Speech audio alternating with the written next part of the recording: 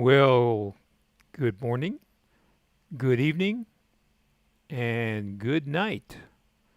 This is a GoFor Tech Briefing, number 5. So today we're going to talk about professional audio at a consumer price. So I am wearing a Pyle, that's Pyle. They call it a ear hanging mic. So as you can almost see, it's hardly there. It's hard to see, but you can hear it, I'm fairly certain. So let's take a closer look. So here we are with the Pyle. You can see it right here, the corner of my mouth. And it just, like the packaging says, hangs on your ear. So it's an ear hanging mic. Now I'm not talking into this nice PR40 here, because when I turn away, you can still hear me exactly the same, because that's the whole idea of keeping the mic next to your mouth. Okay, so the good news here is it sounds good. The better news is it doesn't cost very much. So it is on Amazon, the Pyle PMEM1 ear hanging mic. You can't see ear hanging there. You can almost see it there behind the plastic.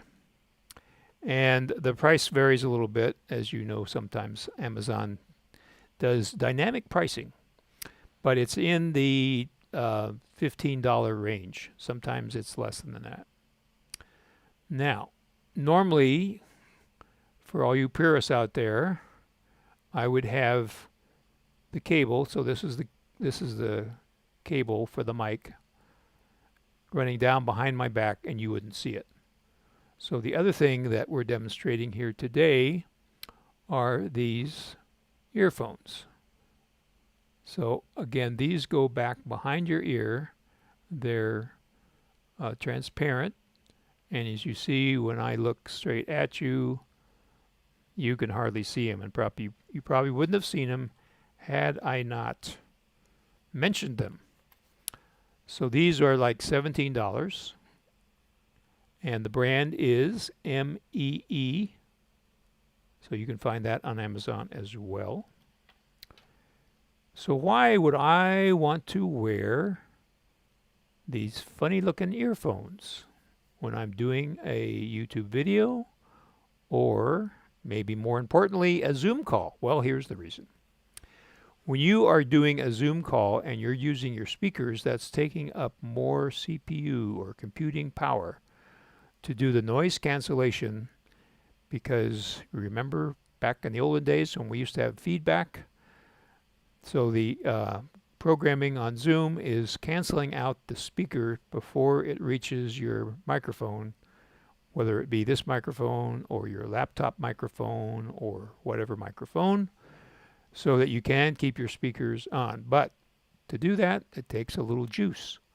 So if you wear earphones, you can turn off the echo canceling from your speakers and have more computing power to play with. Now, this is important if you have an older computer that doesn't have enough power to adequately run a Zoom or video conferencing meeting. So that's my little briefing for today. And I'm just kind of turning my head so you can see the mic. So again, it almost disappears. It gives you very good audio, as you can hear. And it only costs $15. So again, both of these cables would be going behind my back, and you wouldn't see them. Now, the other thing that I should tell you, well, two other things that I need to tell you. Number one, in order to make this magic happen, you need an audio card or an audio interface. So the one that I'm using right now is a TechRise, and I will show you what it looks like. And these are about $10. So we're talking about $30 to $40 for this entire setup. Now, there are several kinds. I'm looking at the wrong side here. There are several kinds of these microphones that you see, like, well, Garth Brooks wears something that's a little heavier duty, but you'll see it in a lot of different places. And Countryman is a brand that you may have heard of, and there's a couple of others out there, and they start at $400 and go up to $800. So you get the same basic convenience of not having a big ugly microphone. It's not blocking your face. You know, a lot of people get microphones up here and you can't see their lips move, which is kind of disturbing. So this is the interface that I am using to do this. So it's a USB-A, and of course you could adapt that to USB-C if you need to. The microphone plugs in to this port, and you actually have two ports for earphones. And they are marked here. I don't know. Yeah, you can see it there. Let the camera focus. So you can see on the left is the microphone and two earphone ports.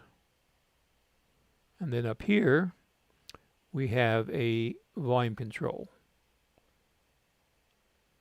So there's the volume control. And then there's two buttons here. So you can see the speaker or the headphone icon there and the microphone icon there. And that is how you can mute either the speaker or the mic. And when it mutes, you get a red light. So I have another one identical to this down here. And so I'm going to mute it.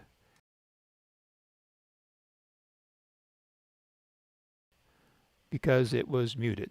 So, and as a reminder that it's muted, a little red light, a little red LED, which you can't even see on here. Oh, yes, you can. So the little red LED, this, you know, is not powered, so I can't show you that.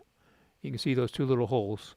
So the earphone LED flashes blue to let you know that something's happening, and the microphone LED turns to red. So there you have it. Now, the caveat here is if you read the reviews on Amazon, as I do for anything that I'm looking at buying or recommending to a client, you will find out something very interesting. And that is that the quality control on these products is not great. So you probably should order a few of each. So if you need 3, you probably should order 6 or maybe 9. And test them immediately when you receive them. Make sure that they work, and then return the ones that don't to Amazon. So, and I also found out another little trick. I have 2 of these. I also have another one that I haven't retested, which has bigger buttons on it for the mute for microphone and earphone. And I couldn't get this one to work, but then I couldn't get the other one that I'm actually using right now to work.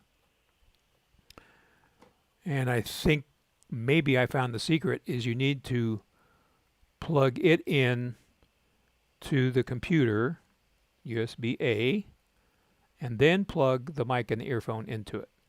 And I think what last time I did is I plugged everything in to this first, and then I plugged it into the computer, and the earphone worked, but the microphone did not work. But now I've got both of these. I just tested them both. They're both working, and that's what I think I did differently. So I'm going to test that other one and see if maybe that's the trick. So it takes a little work. Also, when you're not using these, I would recommend storing them in a hard box and carefully coiling the cable and keep them protected because they are kind of fragile. So you want to protect them from any damage. So I hope that has been helpful to you. If you have any questions, you can give me a call or you can email me, and I would be glad to help.